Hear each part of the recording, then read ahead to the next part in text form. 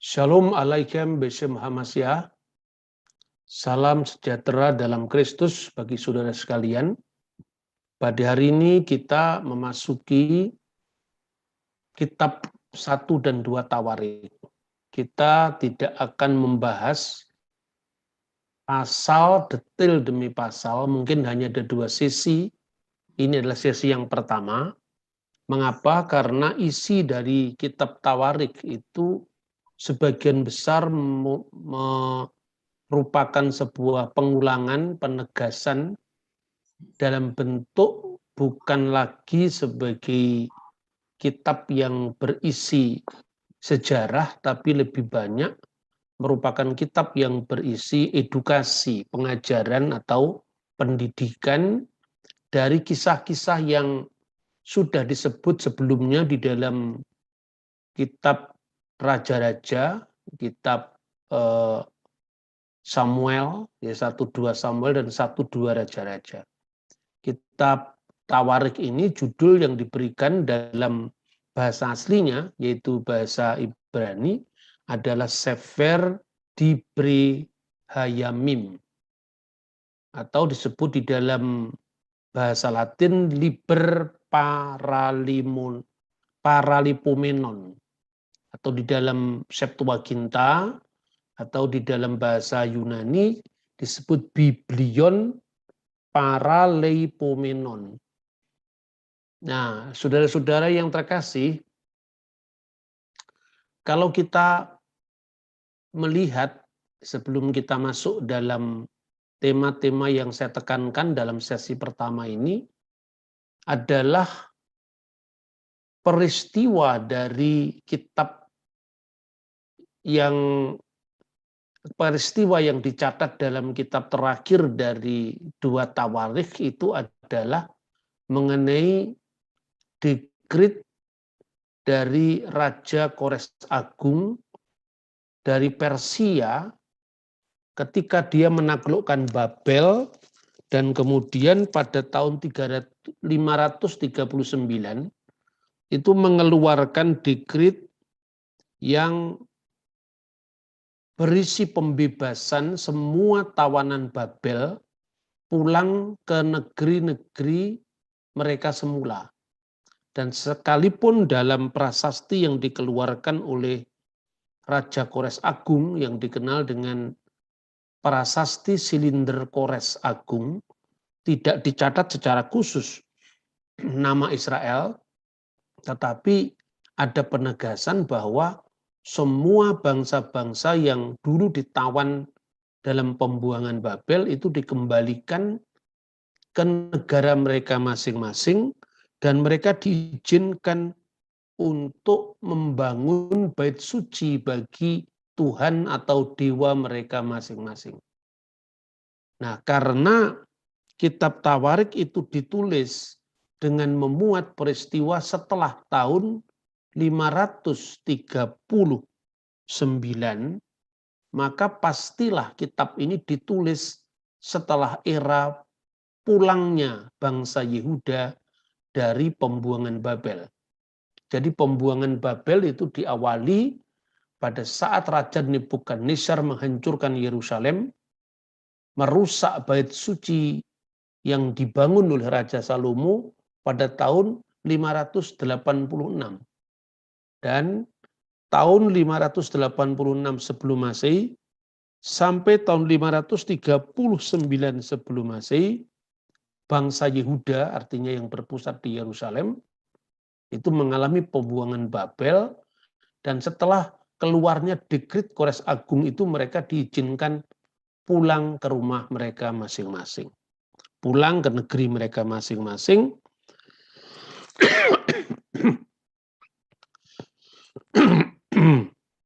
Dan mereka diizinkan untuk membangun bait suci bagi dewa-dewa, artinya yang disembah bangsa-bangsa di luar bangsa Yahudi, dan juga bangsa Yahudi menyembah pada Tuhan di bait suci mereka masing-masing. Nah, karena kitab Tawarik itu ditulis masa yang paling akhir, maka kemudian di dalam kitab Perjanjian Lama Tanakh edisi Yahudi itu diletakkan sebagai bagian akhir dari Tanakh, bagian akhir dari kitab Ketuvim. Sementara di dalam Septuaginta, yaitu terjemahan Perjanjian Lama di dalam bahasa Yunani, kitab ini ditempatkan setelah kitab Raja-Raja. Nah, saudara-saudara, jadi jelas bahwa ketika kitab Tawarik itu ditulis, di situ ada banyak sekali kutipan dari sumber-sumber kitab sebelumnya, termasuk kitab Torah yang ditulis berdasarkan informasi dari para imam Lewi. Kemudian juga ada kutipan dari kitab Mazmur, kutipan dari kitab Yeremia, dan secara khusus adalah dari 2 Samuel dan 1 dan 2 Raja-Raja. Nah, inilah sumber-sumber di dalam buku 1-2 Tawarik. Tetapi juga ada sumber sejarah yang dikutip dari sumber yang sekarang tidak lagi bisa dilacak, tapi sumber itu disebut sebagai kisah Salomo yang dicatat di dalam 2 Tawarik pasal 9 ayat 29 secara khusus yang berbicara tentang seorang nabi pelihat dari Ido namanya Ahia. Itu tidak ada di dalam sumber biblikal kitab suci. Nah, karena dari kitab Tawarik itu banyak sekali catatan-catatan yang memperluas kitab Raja-Raja misalnya, maka dahulu para penafsir Yahudi dan juga seiring dengan munculnya liberalisasi teologi di kalangan gereja-gereja Protestan, maka banyak ahli yang meragukan keakuratan kitab Tawarik. Itu sikap abad lalu. Tetapi justru setelah era penemuan arkeologi Alkitab yang diawali dari masa Napoleon bersamaan dengan ditemukannya Rosetta Stone atau batu Rosetta, di situ banyak diungkap justru yang tercatat di dalam kitab Tawarik bukan sekedar pengembangan tanpa dasar, tetapi banyak informasi-informasi yang detail yang justru dimuat dalam kitab Tawarik yang bersesuaian dengan fakta-fakta arkeologi. Jadi penyesuaian-penyesuaian yang dulu dianggap sisipan atau pengembangan justru sekarang ini ditemukan di dalam bukti-bukti arkeologi. Misalnya masa awal dari kerajaan Yehuda, yaitu ketika raja pertamanya Rehabeam itu pernah mengalami penyerangan dari Fir'aun Sisak. Alkitab menyebutkan Sisak itu sebetulnya ejaan Mesir untuk Sosek. Dan dulu orang tidak pernah menyangka apakah ada seorang Fir'aun yang bernama Sisak seperti yang dijelaskan sangat detail di dalam 2 Tawarik pasal 12 ya ayat 2 sampai dengan ayat 4 secara khusus itu lebih detail daripada apa yang disebutkan dalam kitab Raja-Raja. Orang berpikir apakah itu cocok dengan keakuratan sejarah.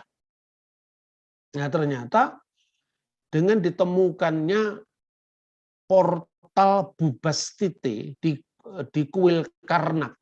Kuil Karnak itu adalah kuil Fir'aun yang setelah ditemukannya batu Rosetta, di situ ada banyak sekali semacam tulisan-tulisan kuno yang berisi sejarah, sekalipun itu sangat sulit direkonstruksi untuk pertama kali, tetapi dibuktikan memang ada serangan dari kerajaan Mesir Sosek, dan nama Sosek itu nama Alkitab diibranikan menjadi Sisak.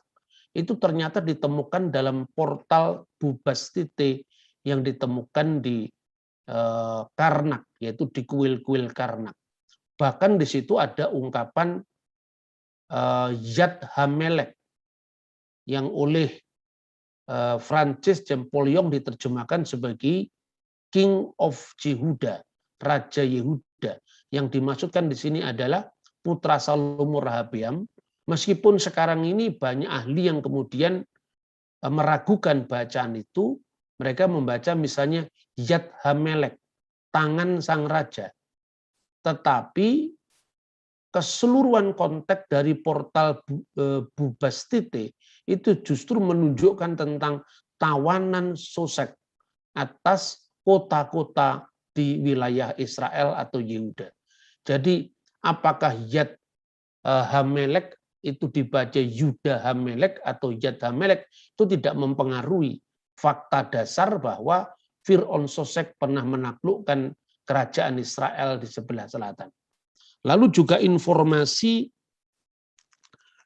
yang sangat jelas, detail sekali disebutkan dalam 2 Tawarik pasal 23 pasal 12 ayat 2 dan 4 itu yang berbicara tentang Sosek tadi lebih lengkap daripada apa yang disebutkan dalam raja-raja yang hanya sekilas berbicara. Begitu juga deskripsi tentang Raja Hizkia sebelum serangan bangsa Asyur pada akhir abad ke-8 Masehi yang dikisahkan dalam 2 Tawarik pasal 32 ayat 2 dan 4. Itu kitab Tawarik memuat tentang persiapan penjagaan sumber air di Yerusalem ketika mereka menjelang serangan Asyur itu untuk menyelamatkan diri. Itu ternyata detailnya cocok dengan penemuan prasasti Olam Siloam. Nah, dengan demikian tuduhan-tuduhan dari para ahli di abad lampau sebelumnya era biblical archaeology sekarang ini ternyata justru menunjukkan keakuratan kitab Tawarik. Nah, kenapa kita tidak lagi membahas pasal demi pasal seperti kitab Raja-Raja, kitab Samuel sebelumnya? Karena memang Tawarik ini sudah selalu saya kutip dalam pembahasan tentang raja-raja secara khusus dari sumber-sumber yang paralel. Nah, saudara-saudara, kita pertama akan melihat dulu tentang naskahnya. Yang saya tampilkan ini adalah naskah Masoretik yang memuat 1 Tawarik pasal 1. Saya selalu terbiasa untuk mengawali dengan menunjukkan teks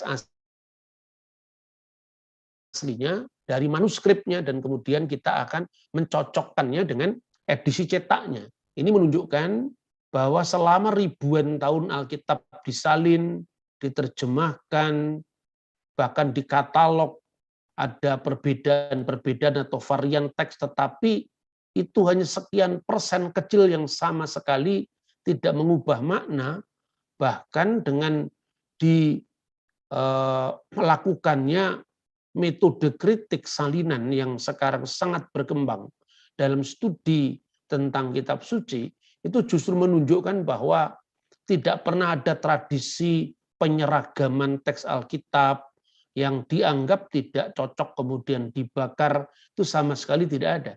Tetapi justru ada varian-varian teks yang berbeda itu didaftar, kemudian dicermati, dicari kira-kira ini perbedaan ortografi, cara tulisan yang berbeda, ataukah ini merupakan kekilafan penyalinan dari antara ratusan teks yang ada itu didata. Dan itu sama sekali tidak mengubah atau membelokkan makna dari apa yang sebenarnya.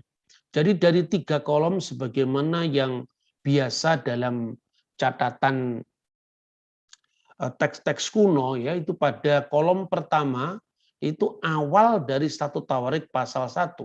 Dibaca dari kanan ke kiri, Adam, Set, Enos, Mahalael, Yared, Henok. Itu sampai pada baris kedua. Lalu baris ketiga, Metusaleh, Lamekh, Sam, Ham, Yafet, Bini, Yafet, dan seterusnya. Itulah 3 baris pertama dari kolom pertama teks Masoretik dari 1 Tawarik pasal 1 yang berasal dari abad 10 Masehi, dan nanti Anda bisa bandingkan dari teks-teks yang lebih kuno, baik itu terjemahan kuno seperti Septuaginta maupun itu naskah Qumran. Nah, saudara-saudara, siapa sebetulnya penulis dari kitab-kitab yang kita bahas ini? Ya, ini adalah salah satu naskah Qumran dari 6Hi46, itu kode nomor gua yang ditemukan di antara 11 gua dalam penemuan Qumran yang pertama tahun 1947, dan 4 di situ adalah nomor katalognya, Ki itu Qumran. Saya hanya mengutip sedikit saja, hanya untuk background dari apa yang kita kutip dari informasi Talmud mengenai penulis kitab-kitab ini. Yosua menulis kitab Yosua, artinya kitab yang namanya Sefer Yehosua, sampai kematiannya. Sementara imam besar Eliezer dan Pinehas menuliskan kitab kematian Yosua. Jadi kalau Yosua menuliskan kematian Musa, maka di akhir kitab Yosua, Eliezer dan Pinehas menuliskan kisah kematian Yosua. Samuel menulis kitab Hakim-Hakim dan kitab 1-2 Samuel sampai kematiannya, di mana Nabi Nathan dan Nabi Gad menulis kematian Samuel. Jadi itu rupanya adalah pola yang dipakai oleh penulis-penulis Alkitab, cocok dengan apa yang disebut sebagai era atau konsep yang disebut suksesio apostolik dalam Perjanjian Baru. Jadi artinya tradisi Perjanjian Baru tentang kesinambungan pewartaan, kesinambungan penulisan itu sudah diawali sejak zamannya Musa.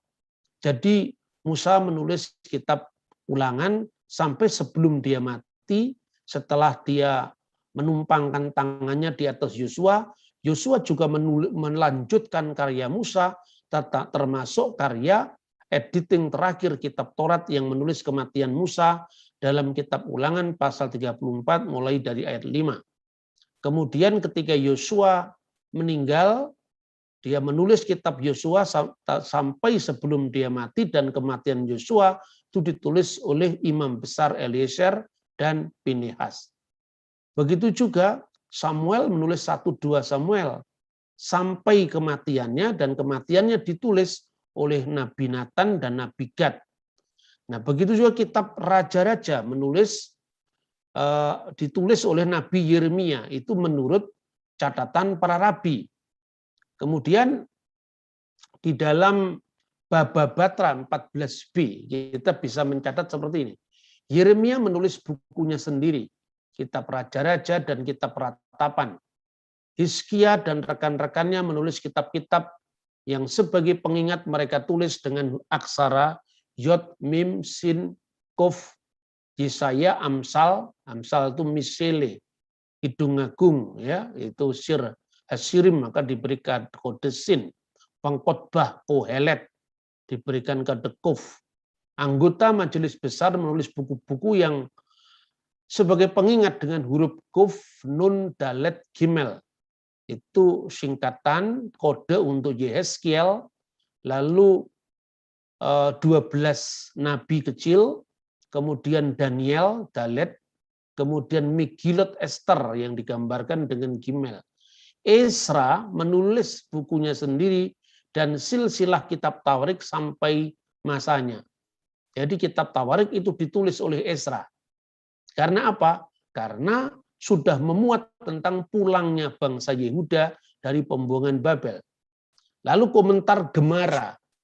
Ini mendukung Rabi, seperti yang dikatakan oleh Rav Yehuda, bahwa Ezra tidak pergi dari Babel ke Eret Yisrael, langsung sampai Ezra menetapkan silsilahnya sendiri. Jadi tradisi penulisan silsilah itu juga dibawa serta dari bangsa Israel ketika mereka masih menetap di kerajaan atau monarki Israel besar, Great Israel, Israel Raya. Kemudian ketika dalam pembuangan di Babel pun para nabi itu tidak lalai untuk menuliskan buku silsilahnya sendiri. Maka dikatakan Esra tidak pergi ke Babel, ke Eret Yisrael, sampai Esra menetapkan silsilahnya sendiri. Dan setelah Esra berangkat, silsilah yang dimaksud di sini adalah apa yang tertulis dalam kitab Tawarik. Lalu siapakah yang menyelesaikan kitab Tawarik sampai generasi setelah Esra? Jawabannya Nehemia. Jadi jangan heran dari mana Injil Matius menulis silsilah Yesus sampai masa Abraham. Begitu juga Lukas pasal 3. Karena tradisi silsilah semacam ini tidak usah jauh-jauh pergi ke Israel yang memiliki tradisi baca tulis. Kira-kira sudah 2000 tahun sebelum Masehi. Ketika misalnya ditemukan prasasti Nusi, Undang-Undang Lipit Estar, Undang-Undang Hammurabi, maka tradisi bahwa Musa seolah-olah tidak mungkin menulis Taurat itu adalah tradisi orang Barat yang sama sekali buta huruf arkeologi pada awalnya. Sehingga dia melakukan sebuah lompatan spekulasi yang sangat sembrono yang akhirnya hasilnya seperti yang sekarang ini, di mana ketika bicara tentang penulis Perjanjian Lama skeptis sekali, tidak ada yang tahu siapakah yang menulis Tawarik, tidak ada yang tahu siapakah yang menulis kematian Musa. Bukan tidak ada yang tahu, dia yang tidak tahu.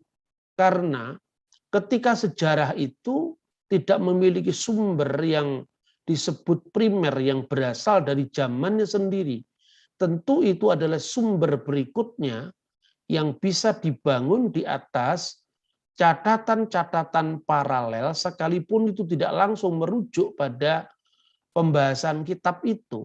Tetapi apabila itu memiliki suksesi tanpa putus dari generasi ke generasi dan masing-masing dibuktikan dengan keberdampingan dokumen, itu sudah sah. Tidak usah jauh-jauh ke Israel. Anda menulis kisahnya raja-raja Jawa, raja-raja Sailendra, Sumatera, itu semuanya sama. Padahal itu baru abad keberapa, awal Tarik Masehi. Kita tidak pernah meragukan itu. Nah, demikian saudara-saudara tentang penulis kitab 1 dan 2 Tawarik. Ini wujud dari portal Bubastite, ya. Inilah Anda bisa melihat bagaimana tulisan-tulisan hieroglif yang ada di pahatan tembok atau portal ini yang berada di kuil Karnak, ya.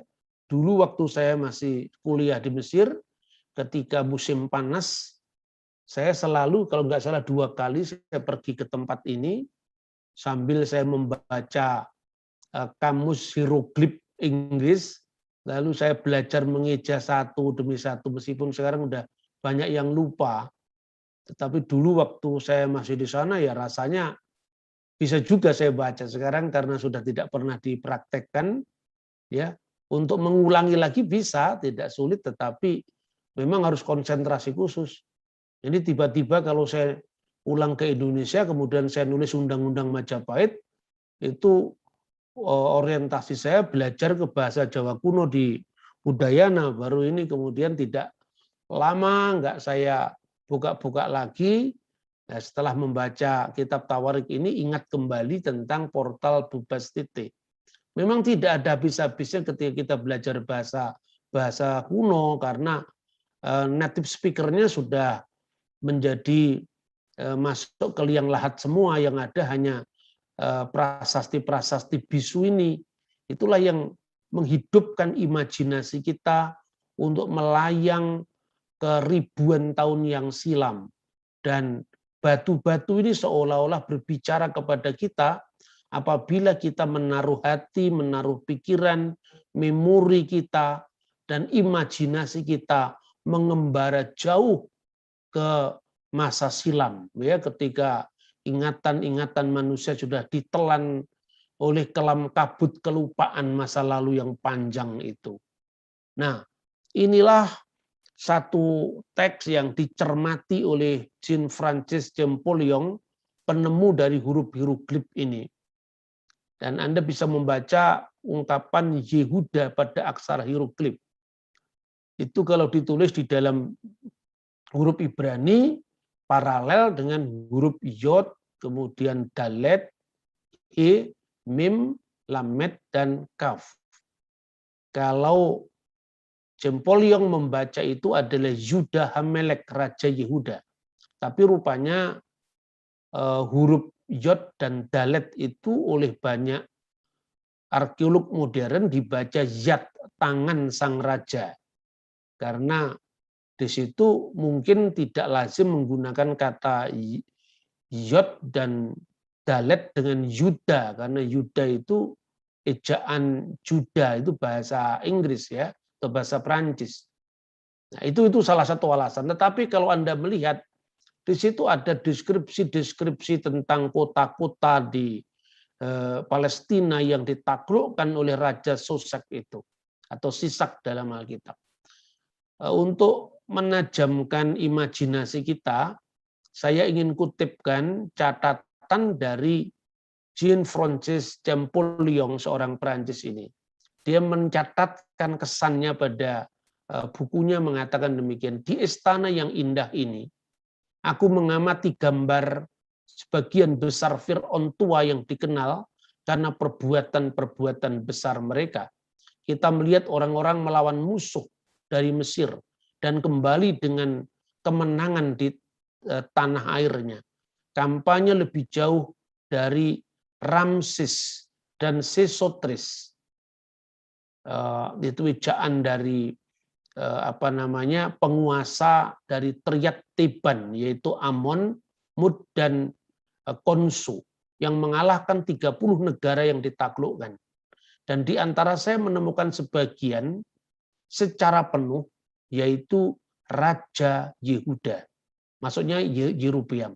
Tapi kalau dibaca dengan Yad Hamelek, itu adalah tangan Raja Yehuda.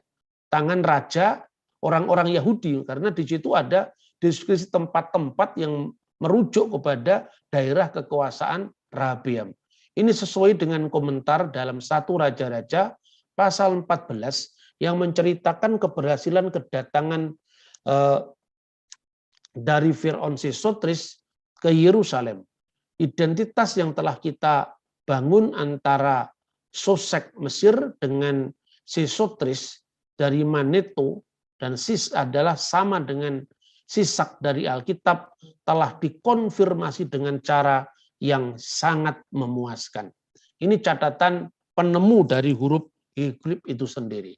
Nah, saudara-saudara, kita sekarang bisa membandingkan bagaimana perbedaan di dalam catatan raja-raja dan catatan Tawarik. Ya, yang pertama kita akan melihat catatan raja-raja dulu 14 ayat 21 sampai 24. Adapun Rehabeam anak Salomo yang memerintah di Yehuda. Rehabeam berumur 41 tahun pada waktu dia menjadi raja, dan 17 tahun lamanya memerintah di Yerusalem, kota yang dipilih Tuhan dari antara segala suku Israel untuk membuat namanya tinggal di sana. Nama ibunya ialah Naamah, seorang perempuan Amon. Tapi orang Yehuda melakukan apa yang jahat di mata Tuhan, dan mereka menimbulkan cemburunya dengan dosa yang diperbuat oleh mereka lebih daripada segala yang dilakukan nenek moyang mereka. Sebab mereka pun juga mendirikan tempat-tempat pengorbanan dan tugu-tugu berhala dan tiang-tiang berhala di atas bukit yang tinggi dan di bawah setiap pohon yang rimbun. Bahkan ada pelacuran bakti di negeri itu. Mereka berlaku sesuai dengan segala perbuatan keji bangsa-bangsa yang telah dihalau Tuhan dari tanah Israel. Tetapi pada tahun kelima zaman Raja Rehabeam, majulah Sisak Raja Mesir, menyerang Yerusalem. Ia merampas barang-barang perbendaharaan rumah Tuhan dan barang-barang perbendaharaan rumah raja, semuanya dirampasnya. Ia merampas juga segala perisai emas yang dibuat Salomo. Dan Fir'aun Sisak yang disebutkan dalam Alkitab atau Raja Mesir Sisak, inilah prasastinya. Dan itu adalah gambar diri dari Raja Sosek itu sendiri. Kemudian kalau kita bandingkan dalam kitab Tawarik, ini dimuat deskripsi yang jauh lebih detail, ya, misalnya pada ayat 2. Tetapi pada tahun kelima Raja Rehoboam majulah Sisak Raja Mesir menyerang Yerusalem karena mereka berubah setia pada Tuhan. Ayat 3 ditambahkan informasi 1.200 kereta dan 60.000 orang berkuda, sedangkan rakyat yang mengikutinya dari Mesir, yakni orang Libya, orang Suki, orang Ethiopia, tidak terhitung banyaknya. Nah, siapa yang menyerbu sekutu Raja Sisak yang menyerbu Yehuda itu tidak disebutkan dalam kitab Raja-Raja, tetapi secara detail disebutkan jumlah keretanya, orang berkuda, sedangkan rakyat yang mengikutinya itu termasuk pasukan pejalan kaki dari rakyat Libya, orang Suki, orang Ethiopia, tidak terhitung jumlahnya. Ia merebut kota-kota benteng di Yehuda, namun mendekati Yerusalem. Bahkan mendekati Yerusalem. Nabi Semaya datang kepada Rehabeam dan pemimpin-pemimpin Yehuda yang berkumpul di Yerusalem berhubung dengan ancaman Sisak dan berkata kepada mereka, beginilah firman Tuhan, kamu telah meninggalkan aku, sebab itu aku pun meninggalkan kamu juga ke dalam kuasa Sisak. Maka pemimpin-pemimpin Israel dan raja merendahkan diri dan berkata, Tuhanlah yang benar. Ketika Tuhan melihat bahwa mereka merendahkan diri, datanglah firman Tuhan kepada Semaya berbunyi, mereka telah merendahkan diri. Oleh sebab itu aku tidak memusnahkan mereka. Aku segera akan meluputkan mereka dari kehangatan murkaku, tidak akan kucurahkan atas Yerusalem dengan perantaraan Sisak. Tapi mereka akan menjadi hamba-hambanya, supaya mereka tahu membedakan antara mengabdi kepadaku dan mengabdi kepada kerajaan-kerajaan duniawi. Maka majulah Sisak Raja Mesir itu menyerang Yerusalem. Ia merampas barang-barang perbendaharaan rumah Tuhan dan barang-barang perbendaharaan rumah raja. Semuanya dirampasnya. Ia merampas juga perisai-perisai emas yang dibuat Salomo. Nah, saudara bisa membandingkan, ya, teks ini sangat jelas sekali bagaimana Tuhan memberikan pelajaran, ya, dengan tidak menghukum mereka membabi buta, tetapi benar-benar hanya untuk menunjukkan bahwa ketika bangsa Israel bertobat, supaya tahu bedanya bagaimana mereka harus menjadi hambanya Tuhan dan diberhamba oleh kerajaan-kerajaan duniawi. Nah, itu saudara-saudara. Kemudian sebagai gantinya Raja Rehoboam membuat perisai-perisai tembaga yang dipercayakan kepada pemimpin-pemimpin tentara menjaga pintu raja dan seterusnya. Nah, ini gambaran tentang bagaimana kitab Tawarik dan kitab Raja-Raja itu saling melengkapi dalam mendeskripsikan satu peristiwa. Kemudian kita bisa membandingkan dengan prasasti Silinder Kores Agung menurut sumber dari Alkitab dan sumber dari Kronik Babel. Ini baris ke-13 dari Silinder Raja Kores Agung. Dituliskan di dalam bahasa asli Kores itu yang dipakai Kores dengan huruf paku yang saya tentu tidak ahli dalam hal ini, tetapi saya membaca banyak dari sumber-sumber bersama transliteransinya di dalam huruf Latin yang diartikan di sini. Misalnya kalau ungkapan ilahi itu ditulis ilani misalnya, L itu ditulis ilu misalnya. Nah, ini untuk bisa, sekalipun mungkin kita tidak ahli, tapi paling tidak kita bisa melihat corak-corak bahasa Timur Tengah kuno. Sehingga nanti ada keserumpunan misalnya El Shaddai dalam bahasa Ibrani dengan Ilu Sadu dalam bahasa Babel, misalnya bahasa Akkad dan seterusnya. Artinya para dewa yang tinggal di dalamnya ini Anda bisa mereka-reka mana ditulis dewa. Ilani. Ilani itu ilahi sebetulnya. Yang tinggal di dalamnya dan yang membuat tempat perlindungan yang tetap bagi mereka. Saya mengumpulkan semua penduduk dari kalangan mereka dan mengembalikan mereka ke pemukiman mereka. Jadi termasuk Israel.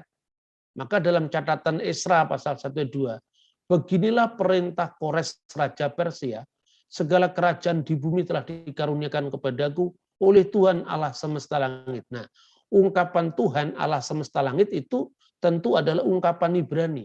Tetapi ungkapan Elah Semaya, semesta langit, itu menandakan bagaimana caranya orang Aram, ya Alkitab Biblical Aramaik itu memberikan memberikan ciri khas pada dewa-dewa yang disembah secara semesta.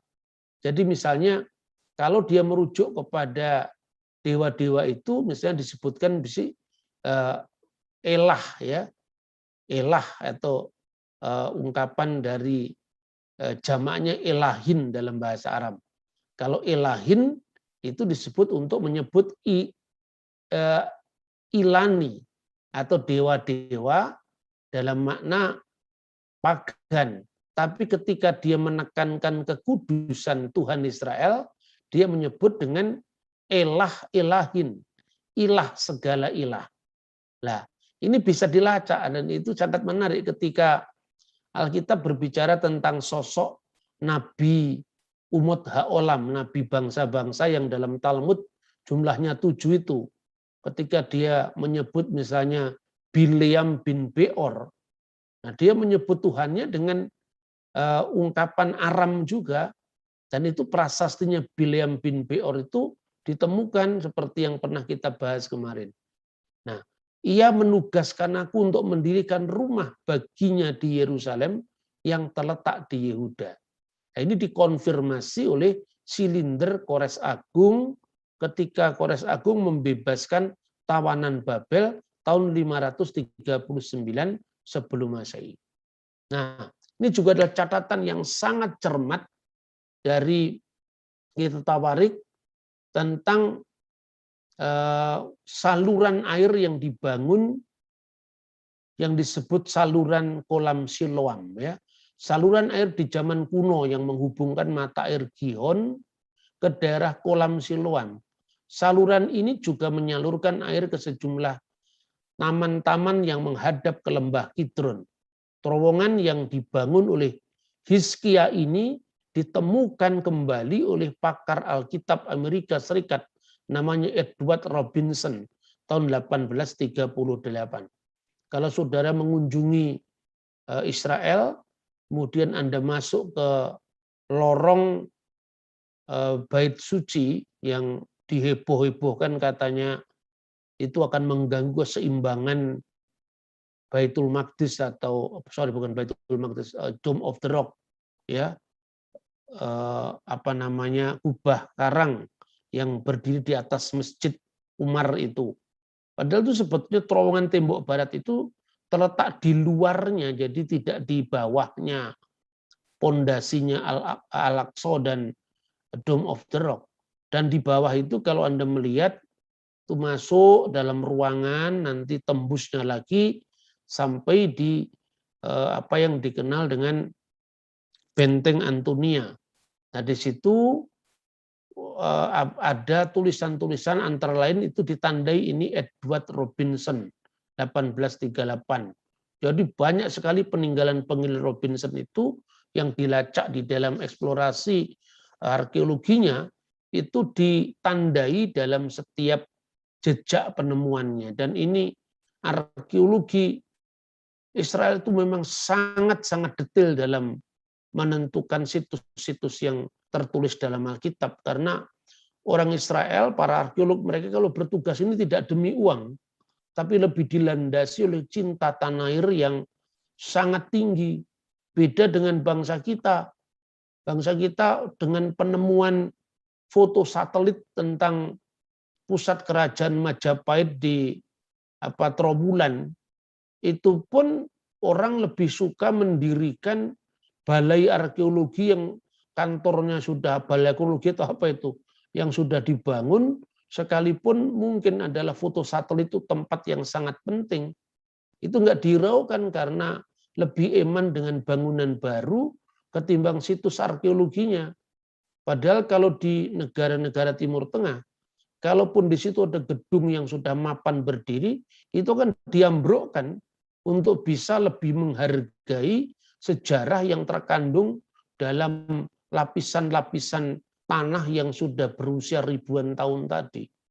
Maka memang mata arkeolog itu sangat berbeda dengan mata mall ya. Kalau mata mall itu memang kalau sukanya melihat hal yang baru, merek-merek sepatu, merek-merek baju itu salah satu hobi dari dunia modern yang matanya kita sering diselaukan oleh iblis. Karena iblis tidak butuh sejarah. Karena sejarah itu akan mengganggu klaim-klaim iblis untuk menguasai dunia manusia ini. Karena ketika dia sudah kehilangan tautan dengan masa lalunya, dia bisa ngarang cerita bebas untuk mengelabui manusia. Ini intermezzo dari saya. Tapi moga-moga intermezzo ini tidak salah. Ya, inilah kondisi di dalam yang disebutkan dengan nikbat hasilah. Ya, Siloah itu terowongan dari Siloam ya, mata air Siloam itu ya. Kemudian kita bisa mencocokkan dengan bagaimana yang disebut dalam kitab 1 Tawarik, 2 Tawarik pasal 32-30. Hizkia ini juga telah membendung aliran Gihon di seberang hulu, di sebelah hulu dan menyalurkannya ke hilir ke sebuah barat kota Daud. Nah, jadi sambungannya itu tidak ada di bawah kota baru, tetapi itu sampai ke sebelah barat kota Raja Daud. Jadi karena itu Yerusalem Timur ini memang benar-benar situs arkeologi yang tentu sangat sangat riskan kalau tidak dikuasai oleh ilmu pengetahuan, tapi dikuasai oleh mata politik yang justru ingin menghancurkan sejarah. Maka sebetulnya setuju dengan apa yang digariskan oleh dunia internasional yang didukung oleh Vatikan, bahwa Yerusalem Timur seharusnya menjadi corpus separatum. Jadi daerah yang benar-benar disterilkan dari hingar-bingar perseteruan politik. Karena itu adalah situs sejarah yang sangat penting sekali. Kemudian saudara-saudara, bagaimana dengan banyaknya atau beberapa teks yang kelihatannya itu bertentangan? Kalau soal angka-angka tahun yang berbeda bukan sekarang kita membahas. Tapi saya saja ingin membahas kadang-kadang kitab Tawarik itu karena sebagai kitab yang lebih menekankan aspek didaktik, aspek pengajaran, aspek pendidikan. Maka seringkali dia tidak hanya menguraikan fakta dan tahun-tahun, seperti yang biasanya sekilas disebutkan dalam Raja-Raja atau Samuel. Tapi Tawarik kadang-kadang mengembangkan bahasa teologis yang berbeda untuk menekankan sesuatu. Misalnya, ayat yang sering kali oleh kaum polemikus yang miskin literasi kadang-kadang dipertentangkan antara terjemahan dengan terjemahan. 2 Samuel 27 ayat 1. Bangkitlah pula murka Tuhan terhadap orang Israel. Ia menghasut Daud melawan mereka, firman-Nya, pergilah, hitunglah orang Israel dan orang Yehuda. Nah, bandingkan sekarang dengan 1 Tawarik pasal 21, 1 Tawarik 21 ayat 1. Iblis bangkit melawan orang Israel dan ia membujuk Tuhan untuk menghitung orang Israel. Lalu dia mengatakan, Tuhan apa setan? Bangga sekali kalau orang ngerjain agamanya, orang itu bangga sekali. Seperti ada hobi yang tidak sewajarnya dilakukan oleh makhluk manusia. Saya melihat itu ada bayang-bayang setan yang sesungguhnya, yang pikirannya hanya mengacau, mencari salahnya orang. Tetapi karena setan itu tidak terlalu pinter, dia hanya telaten saja, maka ya itu saja yang dipentaskan. Sejak zamannya kuno sampai zaman sekarang ini, mulai zamannya Sepur Lempung sampai zamannya internet, ya itu aja yang yang dipentaskan yaitu. Padahal perbedaan semacam itu barulah perbedaan terjemahan dan perbedaan bahasa teologis. Kenapa? Dari aspek teologis dulu sekarang.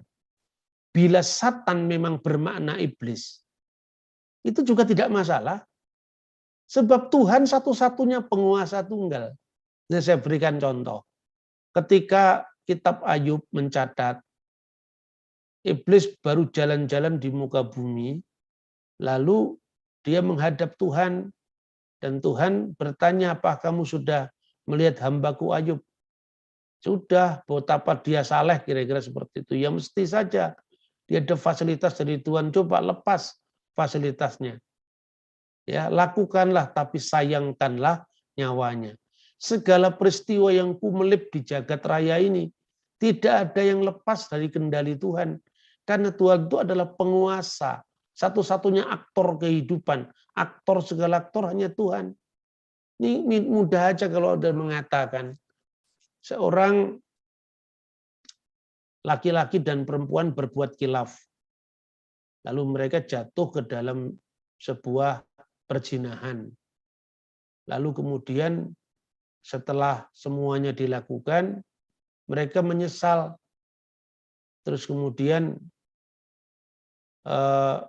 ceweknya bilang begini, setan apa yang mengajari kita sampai kita membuat sesuatu yang tidak pantas ini? Keduanya menyesal dan menangis. Tapi perempuan itu tangisannya ternyata membuat rasa bersalah dari laki-laki tadi. Dan laki-laki mengatakan begini, kita manusia itu memang makhluk yang lemah. Mungkin Tuhan mengizinkan ini agar kita harus bertobat dan tidak bisa mengulangi perbuatan salah yang sama. Tentu tidak ada seorang pun yang bertanya, itu Tuhan atau setan yang menggerakkan dua manusia itu. Ya manusia itu sendiri, tapi manusia itu berada di dalam dua medan interaksi. Pertarungan kalau dalam bahasa teologis orang Yahudi itu antara Yetzer Hatov dan Yetzer Hara. Nah, bahwa ada kuasa di balik perbuatan baik dan perbuatan jahat manusia itu oke. Tapi pembahasannya tentu bukan mengatakan ini yang pergi ke pasar yang suruh membeli bawang itu ibu atau tante, kan tidak seperti itu bahasanya. Itu satu. Dari kedua itu aspek etimologi kebahasaan. Seperti terjemahan Yahudi. Kata Satan artinya pelawan. Tidak harus bermakna iblis. Misalnya disebut dalam 1 Raja-Raja pasal 11 ayat 14. Ya. Jadi misalnya kalau kata sandang Satan tanpa H, Satan, itu diterjemahkan Tuhan menggerakkan Satan bagi Salomo. Ternyata Satannya bukan Saitoni Rojim, bukan iblis. Satannya ternyata raja-raja yang oleh kuasa jahat ya memusuhi Salomo, dan Tuhan mengizinkan itu untuk pelajaran bagi Salomo. Nah, cabang filsafat yang membahas tentang asal-usul kejahatan itulah yang dinamakan teodisi. Maka orang teologi juga harus belajar filsafat, belajar menyandrakan kira-kira kenapa kejahatan ada. Kalau Anda berpikir secara dualistik, yaitu karena kuasa jahat dan kuasa baik terus-menerus bertempur. Nah, kemudian lahirlah pendekatan dunia agama yang sifatnya dualistik seperti agama Zoroaster, antara kuasa kebaikan atau Tuhan yang baik Ahura Mazda dan Tuhan yang jahat Ahriman. Atau itu seperti Allah perjanjian lama perang dengan Allah perjanjian baru di dalam teologi gemblung kaum Dekotis, ya itu kan gambaran dualistik lah. Kalau gambaran dualistik seperti itu, masa Tuhan yang maha kuasa kok tidak menang-menang sama iblis? Berarti Tuhan itu tidak maha kuasa dong, masa iblis yang nggak bisa dikalah-kalahkan? Bukan itu jawabannya. Karena apa? Karena ada free will, ada kehendak bebas. Maka dunia ini selama menjadi dunia, itu adalah medan interaksi pertempuran antara Yetzer Hatov dan Yetzer Hara. Bukan berarti Tuhan tidak mampu menyelesaikan, tapi karena kebebasan yang diberikan, ya tunggu saja sampai dunia kiamat dan ada pengadilan akhir. Disitulah kemudian yang diadili itu adalah tindakan bebas kita. Karena ada pilihan bebas, maka ada yang baik, ada yang jahat. Maka ada pertimbangan moral, mana yang salah, mana yang benar gitu loh. Masa begitu aja sulit? Dan selalu yang digambarkan ayat, diadu dengan ayat. Tapi sama sekali pikirannya tidak jalan. Itu saudara-saudara. Maka hati-hati. Nah kemudian sekarang kita akan belajar tentang ekspedisi Ofir menurut catatan kitab Raja-Raja dan kitab Tawarik. Ya, Ofir itu yang banyak menafsirkan itu adalah tanah Nusantara atau Dvipantara itu. Bandingkan sekarang informasi singkat dari satu raja-raja. Raja Salomo membuat juga kapal-kapal di Ezion Geber yang ada di dekat Elot, di tepi laut Teberau di tanah Edom. Dengan kapal-kapal itu Hiram mengirim anak buahnya, yaitu anak-anak kapal yang tahu tentang laut, menyertai anak buah Salomo. Mereka sampai ke Ofir, dan dari sana mereka mengambil 420 talenta emas yang mereka bawa kepada Raja Salomo. Informasinya singkat. Tapi sekarang bandingkan dengan 2 Tawarik 17 ayat 8 ayat 17 dan 18. Kemudian Salomo pergi ke Ezion Geber, ke Elot. Elot itu sekarang Eilat kalau Anda pergi dari Mesir, seberang Sinai, kemudian masuk ke tanah Israel, itu ada pelabuhan Eilat ya. Setelah itu masuk Berseba, kemudian sebelumnya Paran, Berseba dan seterusnya, sampai kemudian di wilayah Israel bagian selatan. Dengan perantaraan anak buahnya Huram. Kemungkinan bacaan Huram dengan Hiram itu dialek. Dialek pada zamannya Esra, Huram, dan dialek pada zaman raja-raja itu Hiram. Mengirim kapal-kapal kepadanya, anak buah yang tahu tentang laut. Bersama anak buah Salomo mereka sampai ke Ofir, dan dari sana mereka mengambil 450 talenta emas dan mereka bawa kepada Raja Salomo.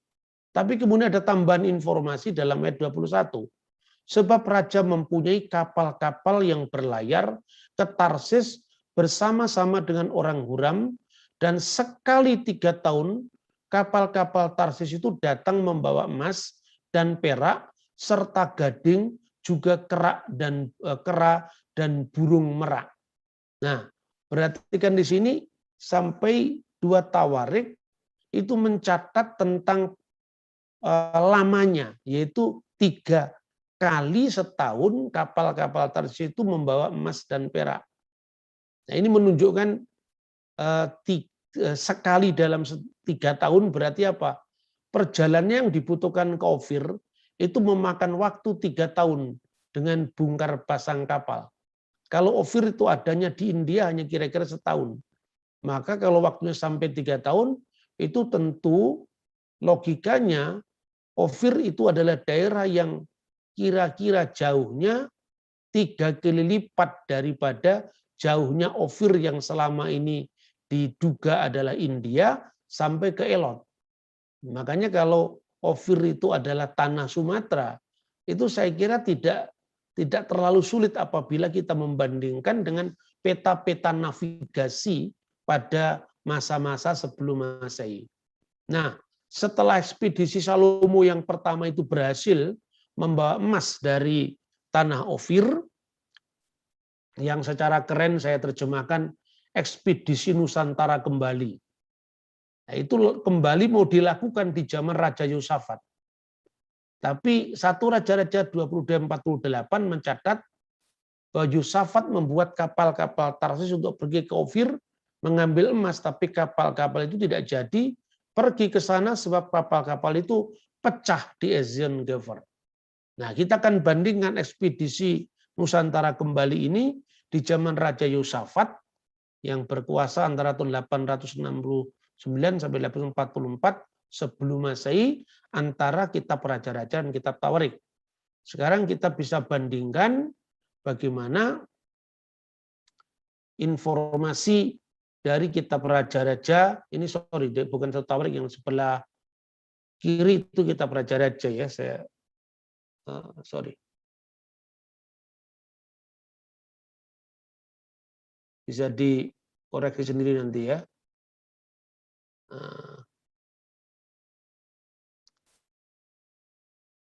Jadi yang 1 Raja-Raja 22 ayat 48 sampai dengan ayat 51. Yosafat membuat kapal-kapal Tarsis yang pergi ke Ofir mengambil emas. Tapi kapal-kapal itu tidak jadi pergi ke sana sehingga kapal-kapal itu pecah di Esion Gefer. Pada waktu itu Ahazia anak Ahab berkata kepada Yosafat, baiklah anak buahku pergi bersama-sama dengan anak buahmu dengan kapal-kapal itu. Tapi Yosafat tidak mau. Kemudian Yosafat mendapatkan perhentian bersama-sama dengan nenek moyangnya. Ia dikuburkan di samping nenek moyangnya di kota Daud, bapa leluhurnya. Maka Yoram anaknya menjadi raja menggantikan dia. Intinya Yosafat hanya menyadari bahwa dia tidak mau bersekutu dengan raja Israel yang jahat. Dan kitab Raja-Raja hanya memberikan stressing. Yosafat mendapat perhentian bersama-sama dengan nenek moyangnya. Ia dikubur di samping nenek moyangnya kota Daud. Jadi turunan Raja Daud yang dikuburkan di tempatnya Raja Daud itu hanya diperkenan oleh Tuhan. Maka suksesi kepemimpinan raja selanjutnya ke Yoram berjalan mulus.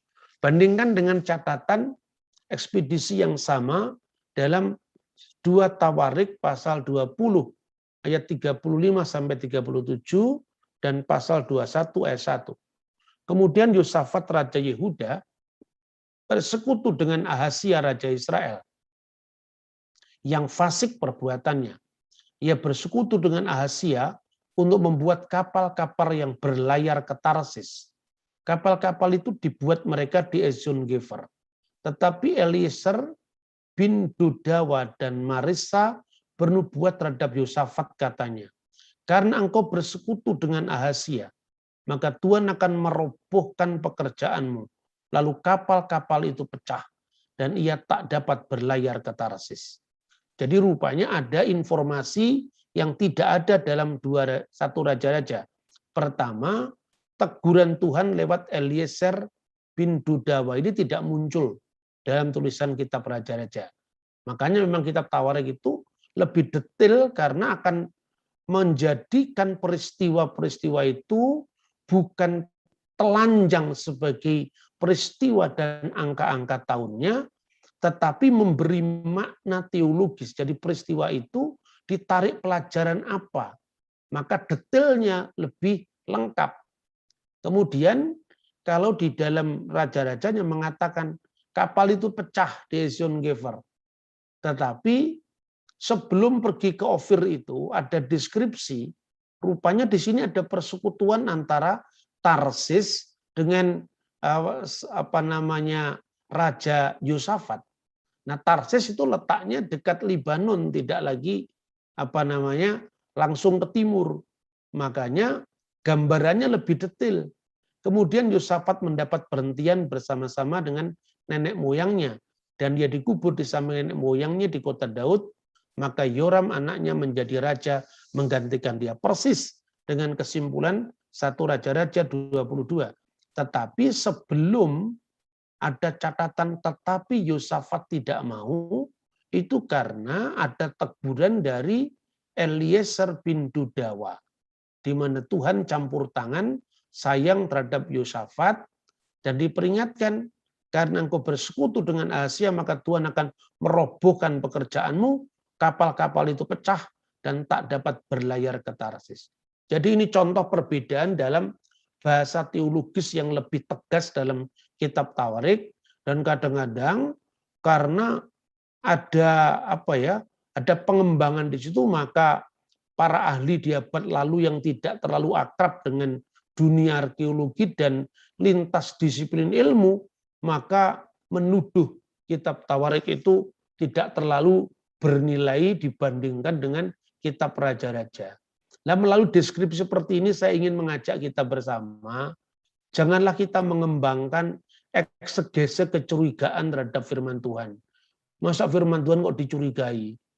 Ya kita harus berbaik sangka dulu, kemudian bandingkan dengan data-data sejarah, arkeologi, baru setelah datanya lengkap simpulkan. Nah itu saudara-saudara yang bisa sampaikan, semoga dengan deskripsi yang semakin melengkapi pemahaman kita tentang corak penulisan kitab Dibre Hayamim atau kitab Tawarik ini, kita bisa menimba banyak sekali pelajaran sejarah, arkeologi, tetapi juga makna teologis di balik semua peristiwa yang dicatat di dalam kitab-kitab suci itu. Shalom alaikum, Beshem Hamasya, salam sejahtera pada saudara sekalian di dalam Kristus. Terima kasih.